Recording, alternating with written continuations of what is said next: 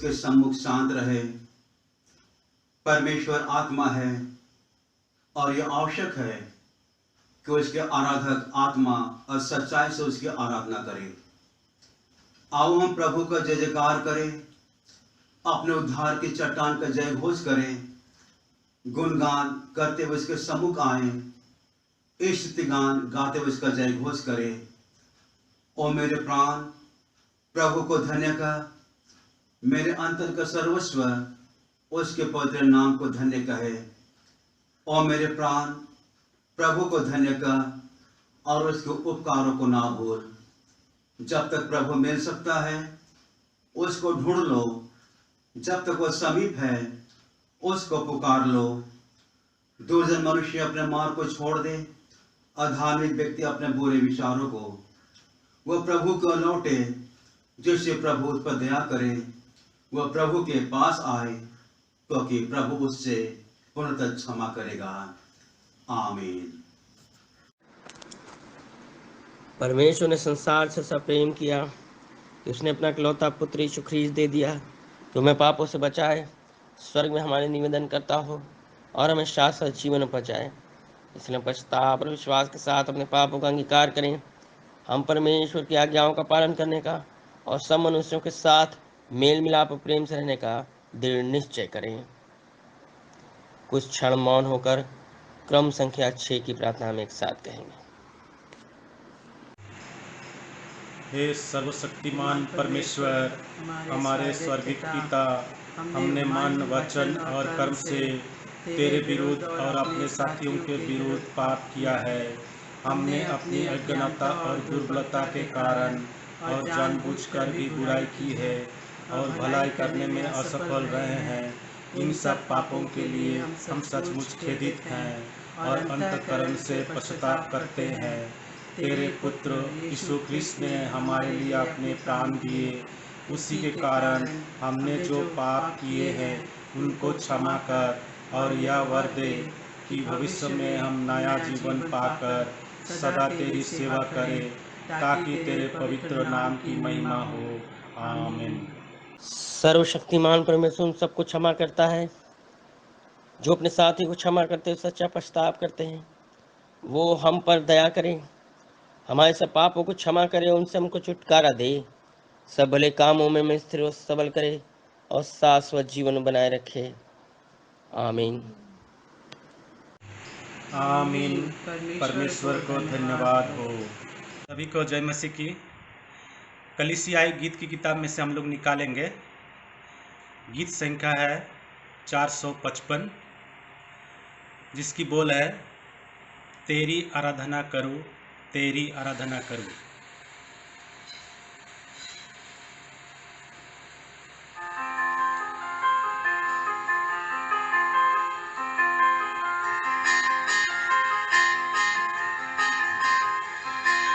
तेरी आराधना करूं, तेरी आराधना करूं, पाप क्षमा कर जीवन दे दे, दया की याचना करूं, तेरी आराधना करूं, तेरी आराधना करूं, पाप क्षमा कर जीवन दे दे, दया की याचना करो, तेरी आराधना करो।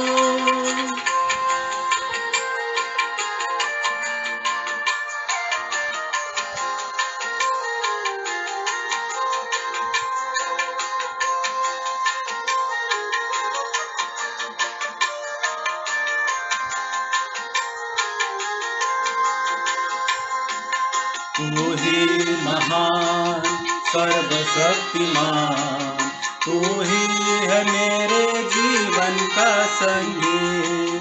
तू ही महान सर्वशक्तिमान, तू ही है मेरे जीवन का संगी।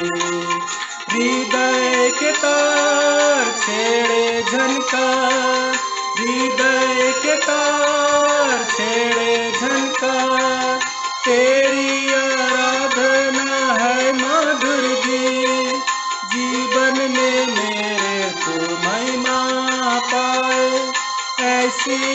कामना करो, पाप क्षमा कर जीवन दे दे, दया की याचना करो, तेरी आराधना करो, तेरी आराधना करो, पापों क्षमा कर जीवन दे दे, दया की याचना करो।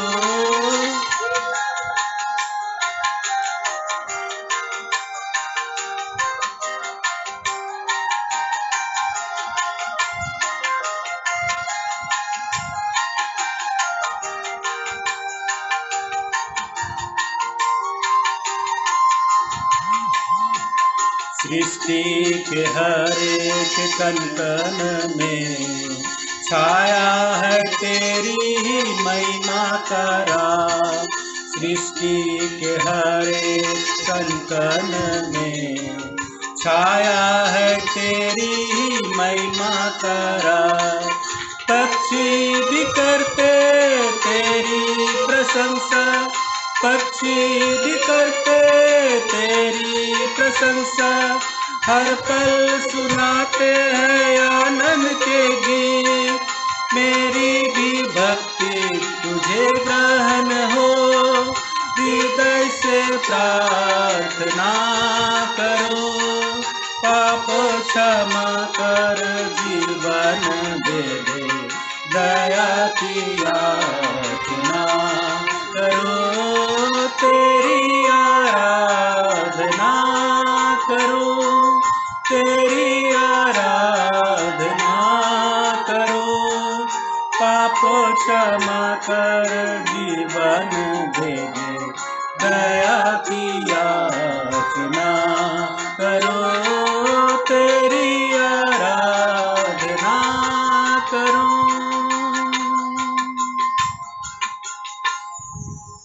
धन्यवाद। मेरे साथ निकाले मत्ती की इंजील उसका 5 अध्याय और 21 पद से लेकर के 48 पद तक। मंडली कृपया खड़े हो जाए। यीशु मसीह का ये कलाम पूरे सम्मान के साथ पढ़ी जाए। लिखा है वचन में, तुम सुन चुके हो कि पूर्व काल के लोगों से यह कहा गया था कि हत्या न करना, और जो कोई हत्या करेगा वह कचहरी में दंड के योग्य होगा। परंतु मैं तुमसे यह कहता हूं कि जो कोई अपने भाई पर क्रोध करेगा वह कचहरी में दंड के योग्य होगा, और जो कोई अपने भाई को निकम्मा कहेगा वह महासभा में दंड के योग्य होगा, और जो कोई कहे अरे मूर्ख वह नरक की आग के दंड के योग्य होगा। इसलिए यदि तो अपनी भेंट वेदी पर लाए और वहां तो स्मरण करे कि तेरे भाई के मन में तेरे लिए कुछ विरोध है, तो अपनी भेंट वहीं वेदी के सामने छोड़ दे और जाकर पहले अपने भाई से मेल मिलाप कर और तब आकर अपनी भेंट चढ़ा। जब तक तू अपने मुद्दे के साथ मार्ग ही में है, उससे झटपट मेल मिलाप कर ले। कहीं ऐसा ना हो कि मुद्दे तुझे हाकिम को सौंपे और हाकिम तुझे सिपाही को सौंप दे और तू बंदीगृह में डाल दिया जाए। मैं तुझसे सच कहता हूं कि जब तक तू कौड़े कौड़े भर न दे तब तक वहां से छूटने ना पाएगा। तुम सुन चुके हो कि कहा गया था कि व्यभिचार न करना, परंतु मैं तुमसे यह कहता हूं कि जो कोई किसी स्त्री पर कुदृष्टि डाले वो अपने मन में उससे व्यभिचार कर चुका।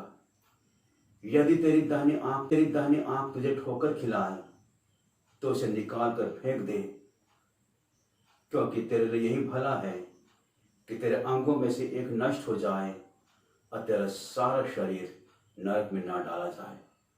यदि तेरा दाहिना हाथ तुझे ठोकर खिलाए तो उसको काट कर फेंक दे, क्योंकि तेरे लिए यही भला है कि तेरे अंगों में से एक नष्ट हो जाए और तेरा सारा शरीर नरक में ना डाला जाए। यह भी कहा गया था कि जो कोई अपनी पत्नी को तलाक देना चाहे तो उसे त्याग पत्र दे, परंतु मैं तुमसे यह कहता हूं कि जो कोई अपनी पत्नी को व्यभिचार के सिवा किसी और कार्य से तलाक दे तो वह उससे व्यभिचार करवाता है, और जो कोई उस त्यागी हुई से विवाह करे वह व्यभिचार करता है। फिर तुम सुन चुके हो कि पूर्व काल के लोगों से यह कहा गया था, झूठी शपथ ना खाना, परंतु प्रभु के लिए अपनी शपथ को पूरी करना।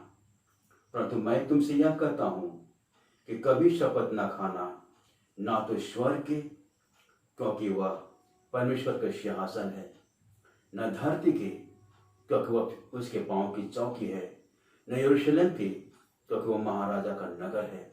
अपने सिर की भी शपथ ना खाना, क्योंकि तू एक बाल को भी ना उजला ना काला कर सकता है।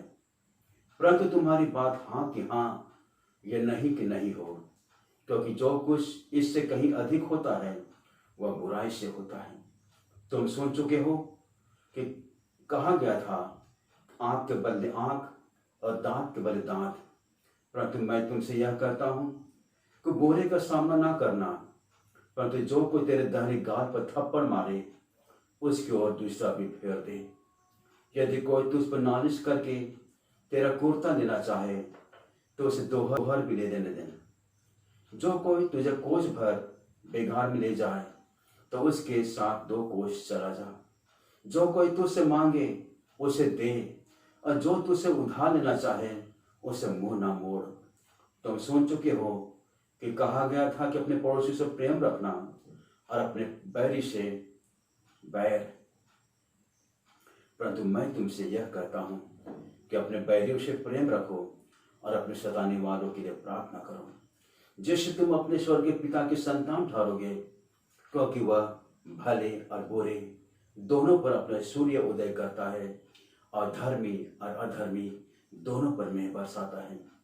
क्योंकि यदि तुम अपने प्रेम रखने वालों ही से प्रेम रखो तो तुम्हारे लिए क्या फल होगा? क्या मसूल लेने वाले भी ऐसा नहीं क्या करते? यदि तुम केवल अपने भाइयों ही को नमस्कार करो तो कौन सा बड़ा काम करते हो?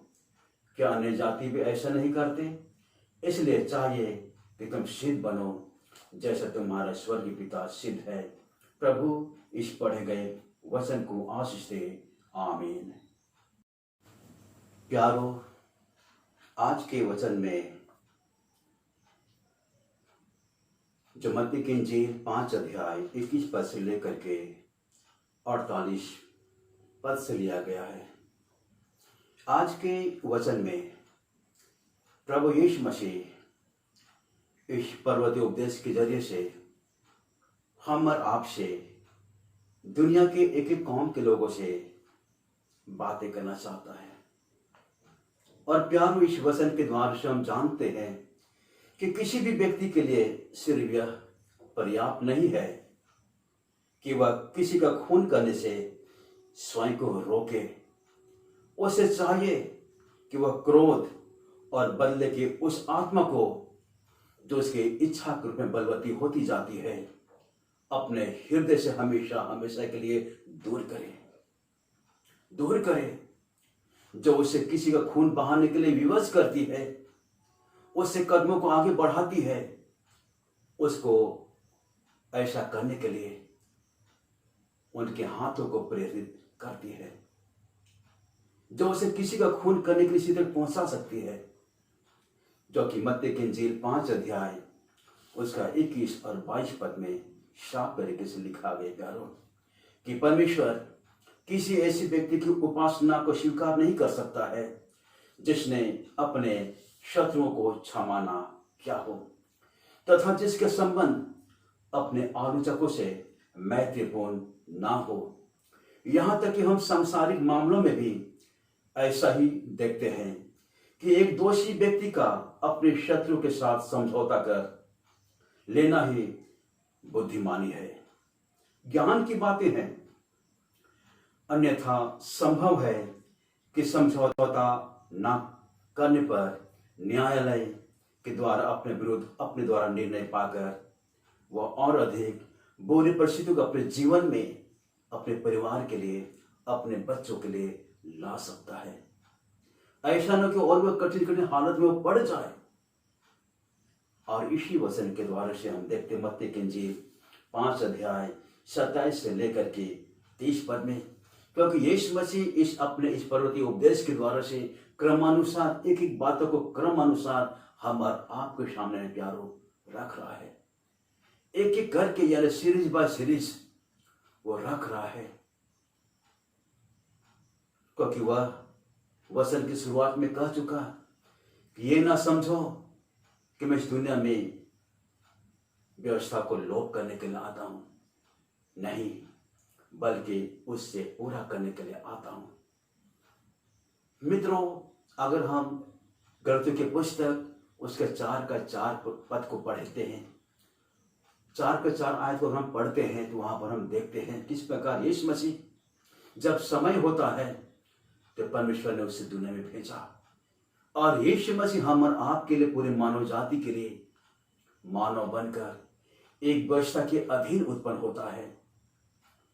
और आज के वचन में भी हम देखते हैं किस प्रकार यीशु मसीह सीरीज पर सीरीज एक एक बातों को हम और आपके सामने में नियमानुसार रखता है कि पहले काल के दिनों में ये बातें कही गई थी, लेकिन अब आज के दिन आपके सामने में कौन सी बातें होनी चाहिए। यीशु मसीह ने इस उपदेश को हम और आपके आगे में पूरी दुनिया के एक एक लोगों के सामने में रखा है और लिखा है किस प्रकार यीशु मसीह ने कहा कि हत्या की तरह ही व्यभिचार भी गलत भावनाओं और इच्छाओं का एक पूर्ण परिणाम है।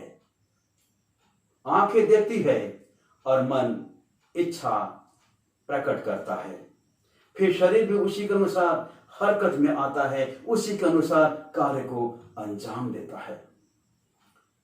इसलिए यह आवश्यक है कि किसी भी कीमत पर आंखों तथा शरीर की अभिलाषों पर नियंत्रण रखा जाए। अपने आप को हम कंट्रोल करें, अपने शरीर की एक एक ज्ञान इंद्रियों को हम वश में करना सीखें। और वश में हम कैसा करें? वचन के द्वारा से, पवित्र आत्मा की शक्ति और ईश्वरीय सामर्थ के द्वारा से हम अपने शरीर की सारी इंद्रियों को, जो हमारी जटिल बातें हैं, जटिलता से भरी विषय वस्तु है, उसको हम नियंत्रित कर सकते हैं। क्योंकि यीशु मसीह ने साफ साफ कहा कि जो कोई स्त्री पर खुद बुरी नजर को डाले, उनके लिए माना जाए कि वो अपने मन में उससे व्यभिचार कर चुका है। इसलिए यीशु मसीह ने इस बात को कहा कि हत्या की तरह है व्यभिचार भी गलत भावनाओं और इच्छाओं का पूर्ण परिणाम है। आंखें देखती है और फिर क्या होता है? शरीर भी उसी के अनुसार कार्य करता है। मन की इच्छा बदलती जाती है और हमारे शरीर के हाव भाव भी बदलते जाते हैं।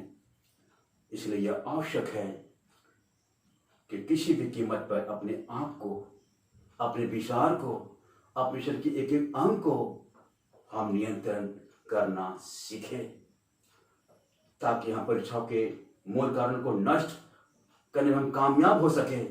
जैसे कि मत्ती की इंजील 5 अध्याय उसका 27 से 30 पद में लिखा गया है, प्यारो कि नियमों को गलत रूप से समझने के कारण ही उन दिनों में जो पाप बढ़ता जा रहा था वह था तलाक। जैसे कि यीशु मसीह ने वचन में कहा है, यहूदी धार्मिक अगुवे जो कि व्यवस्था विवरण उसका 24 अध्याय उसका 1 पद के अनुसार पूरे यहूदी समाज में इस बात को रखा है, उसी के अनुसार यीशु मसीह हम और आपके सामने में रखना चाहता है, जो कि व्यवस्था विवरण उसका 24 अध्याय उसके 1 पद के अनुसार यीशु मसीह ने कहा है कि यहूदी धार्मिक अगुवे बड़ी सरलता के साथ, बड़ी आसानी से किसी को भी उनका अधिकार बतलाकर उन्हें अपनी पत्नी से त्याग पत्र देने की अनुमति दे दिया करते थे। लेकिन यीशु मसीह ने इस प्रकार के गलत अर्थ का विरोध किया और इस संबंध में परमेश्वर के आदर्श स्वरूप को, आदर्श स्तर को प्रकट किया। यहूदियों का ऐसा विश्वास था कि शपथ खाने में यदि परमेश्वर का नाम न लिया हो तो उसे तोड़ने में भी वे बिल्कुल निर्दोष ठहरेंगे। इसलिए क्योंकि वे स्वर्ग की, पृथ्वी की और यरूशलेम की तथा अपने सिर की शपथ खाकर तथा उसे तोड़कर भी वे स्वयं में किसी प्रकार की अपराध भावना का अनुभव कभी नहीं क्या करते थे, कभी नहीं क्या करते थे, क्योंकि उन्होंने अपनी शपथ में परमेश्वर के नाम को उच्चारित नहीं किया। उन्होंने अपनी शपथ में, अपनी कसम में जीवित पिता परमेश्वर के नाम को उच्चारित नहीं किया, न ही परमेश्वर को अपनी शपथ पत्र के बीच में या शपथ में लाया किसी के सामने में।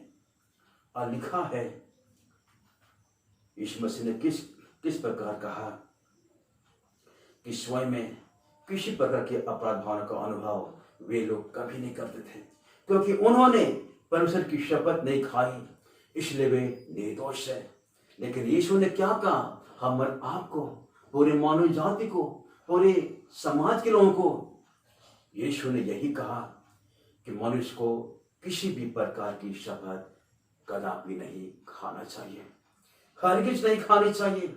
एक व्यक्ति जो कुछ भी दूसरे से कहता है उसे सत्य और ईमानदारी के साथ, पूरी परिपूर्णता के साथ, स्पष्ट तरीके से माना जाना चाहिए। इसलिए यीशु मसीह ने साफ साफ कहा कि तुम्हारी बातें हाँ की हाँ हो और नहीं की नहीं होनी चाहिए।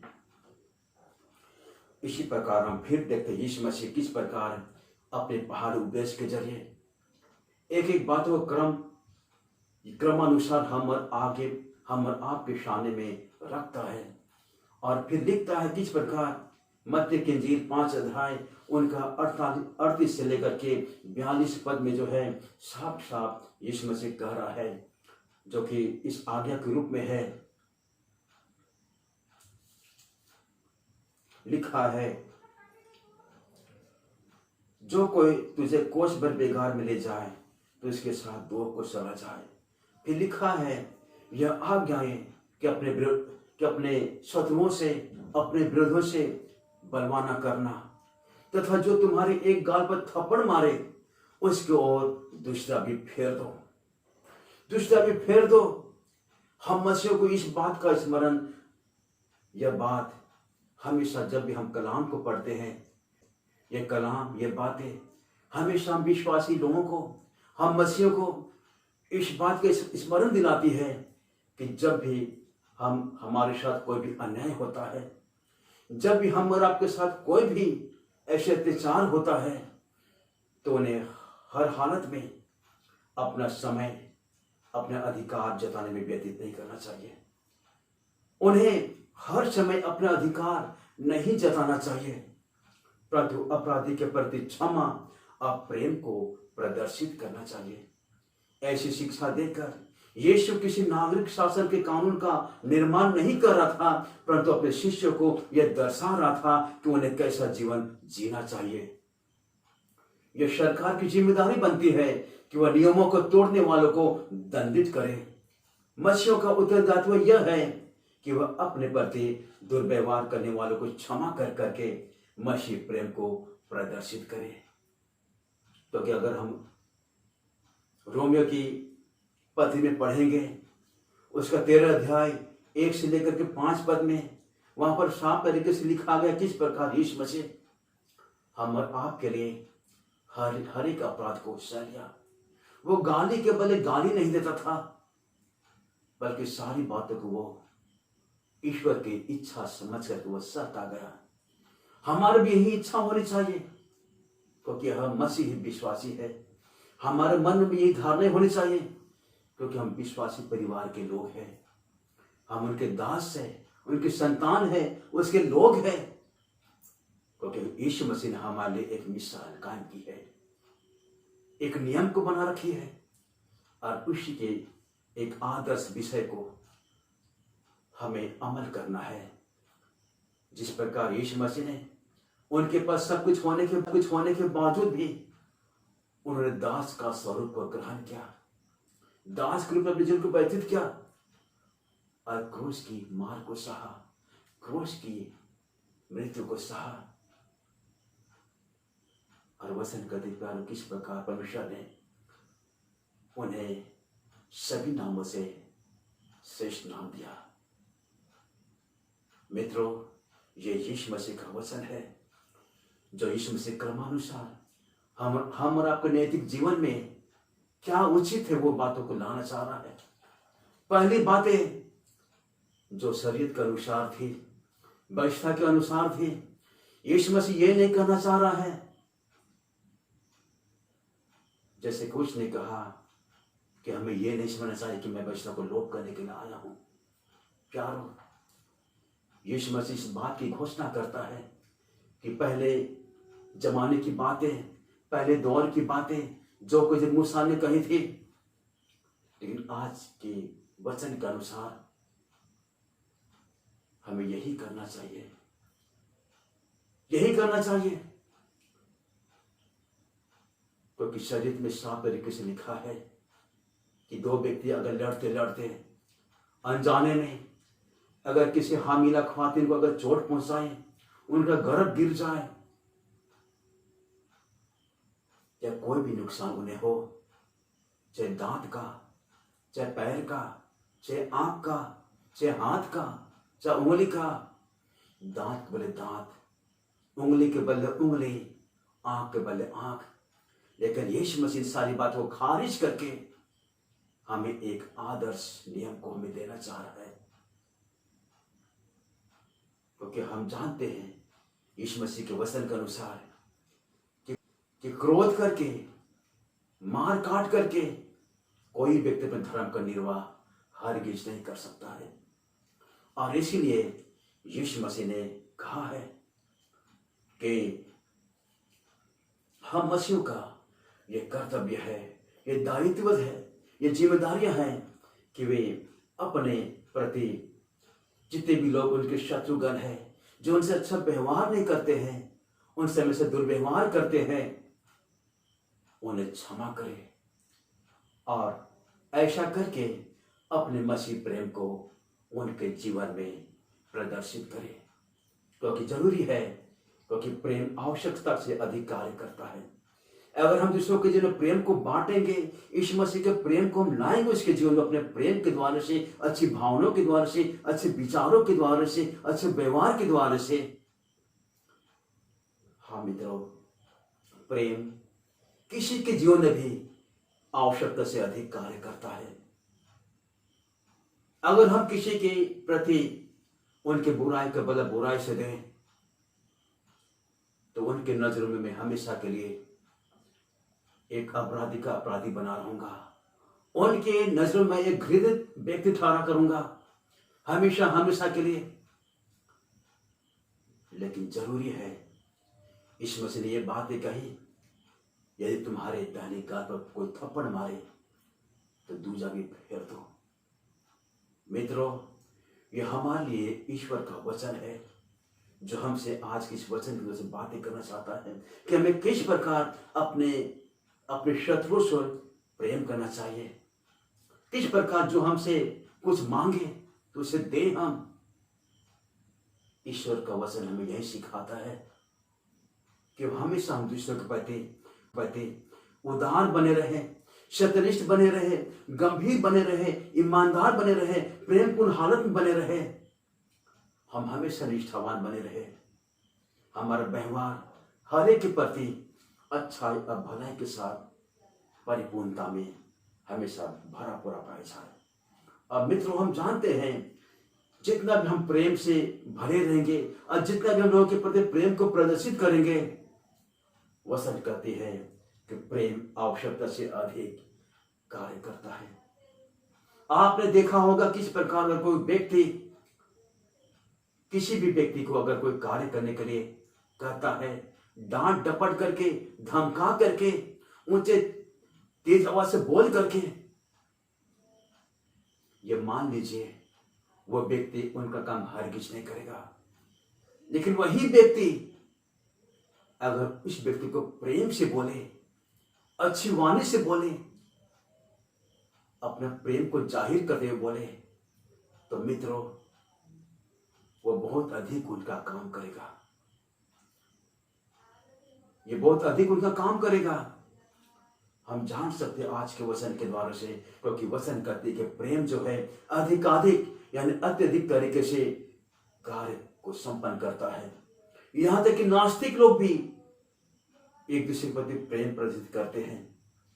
वचन कहती है परमेश्वर उन पर भी वर्षा करता है तथा उपज देता है जो उसे प्रेम करते हैं, और जो उसे प्रेम नहीं करते, जो उसे प्रेम नहीं करते, अपने परमेश्वर के समान मसीह को भी बिना भेदभाव सबके समान, सबके साथ एक समान प्रेमपूर्ण व्यवहार बनाए रखना चाहिए।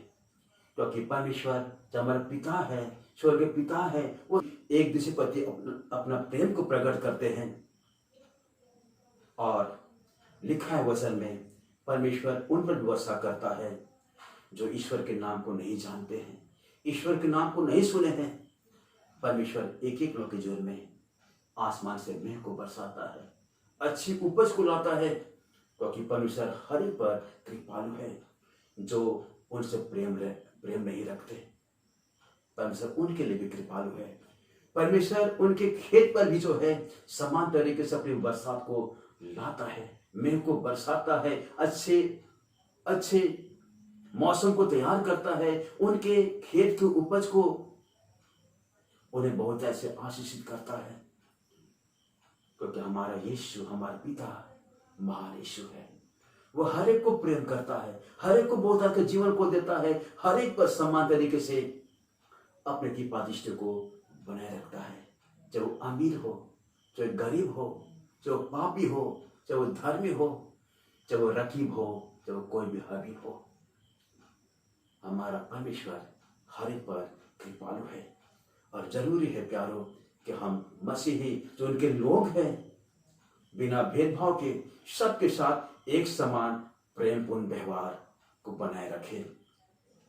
और हमारा जीवन हमेशा इसी पर क्रियाशील हमेशा होते रहना चाहिए, ताकि हम अपने परमेश्वर की इच्छा को पूरी कर सकें। क्योंकि परमेश्वर की इच्छा यही है कि हम अपने सताने वालों के लिए प्रार्थना करें, अपने बैरियों के साथ हम अच्छा व्यवहार करें। यीशु मसीह ने हमें अच्छाई बनने के लिए, भलाई की संतान बनने के लिए हमें बुलाया है, यह नहीं कि अंधकार की संतान होने के लिए। क्योंकि परमेश्वर ने अनादिकाल से हम सब विश्वासों को चुन रखा अपने लिए। जिस प्रकार अगर आप उत्पत्ति की पुस्तक उसका 1 अध्याय और 4 पद को पढ़ते हैं, वहां पर हम पाते किस प्रकार परमेश्वर ने आदि में ही अंधकार से ज्योति को अपने लिए अलग कर लिया। और ज्योति की संतान हमारे आप है प्यारो। परमेश्वर ने आदि से ही हमारे आप को ज्योति की संतान होने के लिए चुन लिया है या अलग कर लिया है। प्रभु यीशु मसीह आज के वचन को बहुत ऐसे आशीषित करे। आमीन। प्रभु यीशु मसीह के सम्मान में एक गीत है जिसे मैं गाना चाह रहा हूँ। गीत का बोल है, यीशु है मेरी पनाह। यीशु है मेरी पनाह, वही है मेरी चट्टान। यीशु है मेरी पनाह, वही है मेरी चट्टान। लंगर में डालता उस पर जिस वक्त घेरता तूफान। यीशु है मेरी पनाह, दुख से जब हूँ परेशान